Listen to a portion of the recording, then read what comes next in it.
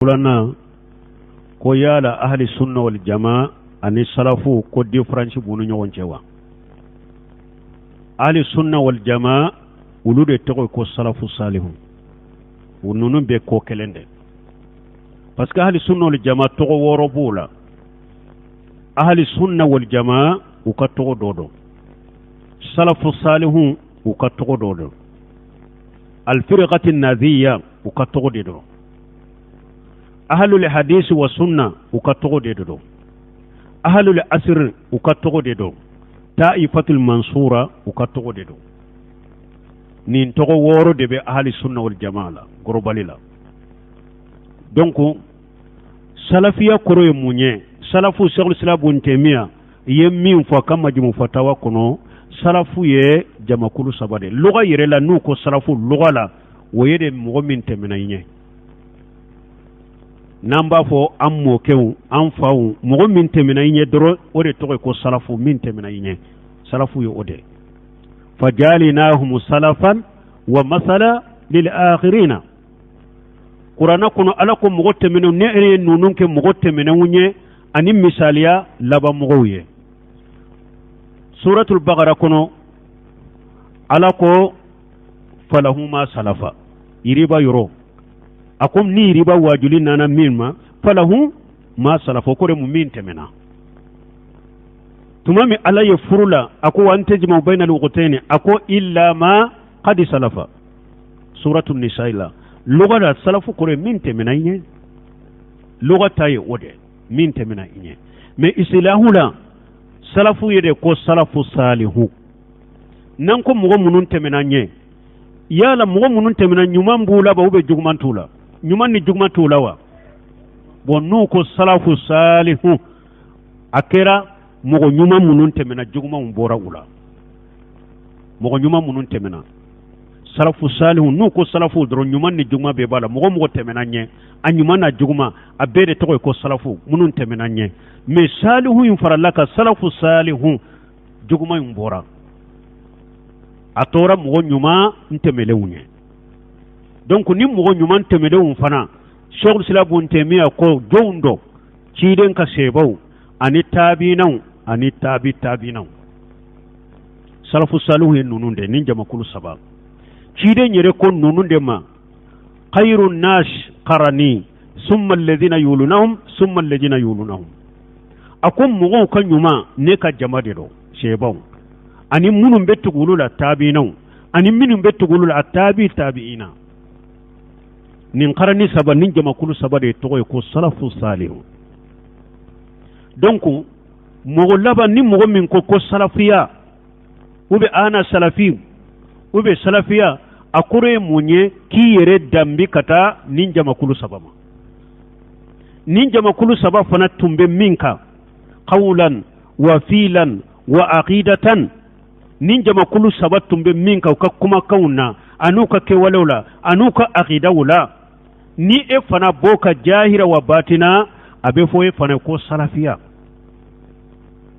amo do be se ka fo ko e wa salafu yede mo min temena ko e mo laba e be se ka ke salafu ye chogodi salafiya an ite se ka ke salafu ye jamana me ibe se ka ke salafu ye bi itibai wal iqtidai ha wal intisab mo be se ka ke salafu ye ni tugu nyogo nyae tuguliye ani nomina ani ki yere dambe katuma ibe se ka ke salafu ni oye ite se ka ke salafu jamana u ka wakati salafu ite se ko soro ne ebe e ka salafu ya be soro chogodi bil itibai wal iqtidai wal intisab ibe se ka ke salafu de nun no min alide o de fula risala kono wa itibau salafu salih wa ikhtifau atharihim wal istighfar lahum arisala muqaddima ya ahli sunna jamaa ka akida yo arisala salafiya fo mogo munun be salafiya ke bidiya ye haru ka figu munun bu bolo jamana en kono mulu kala ko famu munun ba fo ko salafiya fo li bidiya de haru mu ka figu famu irisala muqaddima ko waitiba'u salafu salih wa ikhtifa'u asarihim wa istighfar lahum wa tark al-mira' wal jidal fi ad-din wa tark kulli ma ahdathahu al-muhaddisuna arisala tigi ko salafu salihu ikatugu uluko ikun nomina uka ala deli ala ka yafuma fengi minye nyogon soso chamai ani jidalu chama ni kele chamai ko toy dina kono de la sabati la dore kata ka barake nai ko kura tubu ye ko kura ro dina la e ko toy donc salafu ahli sunna wal jamaa ulure to ko salafu nu ko ahli sunna wal jamaa mugo ye barake ni qur'anai ani ciden ka sunna ye ahli sunna wal jamaa salafiya kore munye jama kulu saba sebon tabinau kuma munun tumbulu bolo agida munun tumbu bolo kewale munun tumbu bolo ni mugo min tuguru ko jahiran wa batina e fana salafu de fokata jawli ye salafu bil itibai wal iqtidai jahiran wa batina salafiya de labe qur'ana kono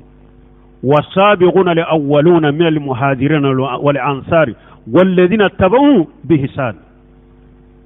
وسابقون الأولون من المهاجرين والأنصار سيبون مهاجرين الأنصار يجوني تيرين كسيبون والذين اتبعوهم بإحسان أني مغو تغران نونون كوني نيوماي uka kuma nyuma munu tumbofu uka bara nyuma munu tumboke uka akida nyuma munu tumbaka efana tuguruko ola efana yesalafuye walladhina tabauhu bihisan munun tuguruko bi itikhani kuka bara chogo nyogonake ala ye dambi katuma ki konte ula aya wore kuna la ko man yusaghi rasula min ba'di ma tabayyana lahu al-huda wa yatabi ghayra sabili al-mu'minina nuwallihi ma tawalla wa nuslihi jahannam wa sa'at masira salafiya fora aya wore kono ala ko ni mogo ye ciden soso cinya bangelen ko fe kanda bangelen ko fe ko ciden ka kuma kanye ni ciden ka kewale nyine ye ciden ka sunna soso kanda bangalen ko fe muminu be farala nyugon ka min ke tabolo ni tasira iyo bila ko soso yere to tasira min bolo ne ala bi to tasira bolo men lagaram bi bila jahannaba kono ويتبي غير سبيل المؤمنين مؤمنين وجوني سبيل المؤمنين جوي سيبو تابينو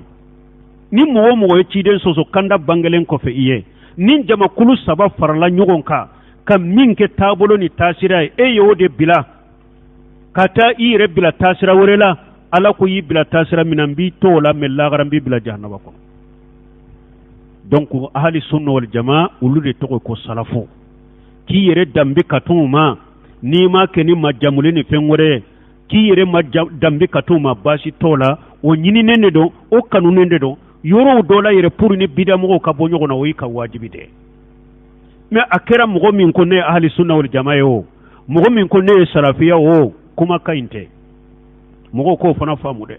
ni ko ne ahli sunna wal jamaa ni ko ne salafuye ni ko ne salafiya ika kuma fotaw anika kewale anika ketaw anika aqidaw ambu uni salafu salihu ka aqidaw nuka kota fotaw nuka ketaw lajeke ni eka fotaw nuka fotaw kera kelenye ika ketaw nuka ketaw kera kelenye ika aqida nuka aqida kera kelenye jahiran wa batina iye salafu yake bil intisab wal itibai wal iqtidai no minana iye salafu ye yu no mina ibe dambi katuma mais ni mo min ko ne salafiya yere ne salafiye ka kuma kan ne ka kewala ne ka aqida jahira batina atin mo sabain ka tasiraka salafiya wa ete salafiya donc nin kana fafamu weleli inte koy da inte weleli inte to inte kewale fodi ka sabatila salafu ka aqida ka sabatila ka kewale ka sabatila ka kuma foto chogo ka sabatila no aqida sabatila har ya fu dala ima fu dala ye salafu de mais ni ya fo idala fana la nye salafuye nunu masabati la ite salafuye ni ko ne ahli sunnah jamaa ka moye sebo ni tabino ni tabuna ka bato chogo ti bolo ka gira ti bolo ka kuma chogo ti bolo ite ahli sunnah jamaa ka moye hari ni ya fo idala bo hari ni mogo min ma fo dala fana ko ne ahli sunnah jamaa mais sebo ni tabino ni tabino uka kuma chogo de bolo ka bati chogo de bolo ka gira de bolo jahira wa batina hari ni ma fo idala i ahli sunnah jamaa donc koyen ninde ala kanke ahli sunna wal jamaa ala kambilo ka tasiraka ala kambila salafu tasiraka ala kanke salafu salihu ye ala kanke salafiyaye aha